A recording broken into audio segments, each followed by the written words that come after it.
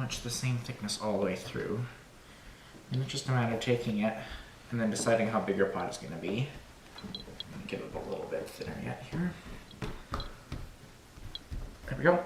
So then, shaping the bottom of the pot, you're going to take the one end of the snake that you've got and start spiraling it in. And then you want to keep doing that all the way through until you have the size that you want the pot to be, because this will be the bottom. Just make sure that you leave enough clay that you can actually go up around the edges to make the sides. So we'll keep spiraling that in until we've got a nice shape for the bottom. Then you'll want to just continue doing the spiral shape, but now we're going to start going up the pot.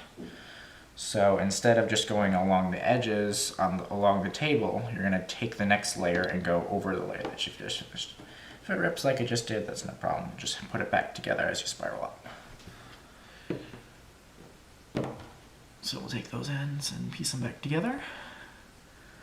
And continue adding one layer over the top, the same spiral shape, but just going up. And like so, all the way, making sure that it's nicely stacked so it doesn't fall down on you. And taking that all the way up. Then you can shape the edges and make sure that the clay gets all packed together so that it doesn't fall back apart as it dries. Shaping that all real nicely. Making sure that the bottom layer is stuck nicely into the part that's staying on the table that you made in the original part. And there you go, one coiled clay pot. Alright, so for finishing the pot, you can either let it dry as is and then paint it, or you can also add designs to the edges and sides before it finishes. So let's do maybe kind of like a basket sort of design on this one. I'm just going to cut some lines that go across kind of at an angle. And I would do that all the way around, and it makes it kind of look like it's woven, like kind of like a basket shape. Just give it some texture.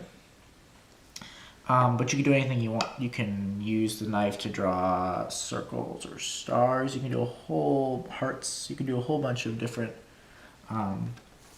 designs, whatever you'd like to, on the clay before you let it dry. And then when you're ready and you like the designs that you've got, you can just let it dry. And then once it does dry, you can paint it. And one thing you want to make sure of is that you can put whatever you want in the pot, but you want to make sure that the clay is safe for food if you're going to put food types of things in the pot, because you don't want a pot that can't hold food if you're planning to hold food in it. So make sure that you check with your parents and check the box in the clay to make sure that it's safe for whatever you want to put inside of it. So then once you've got your designs, let it dry, paint it if you like, and there you go, one decorated clay pot.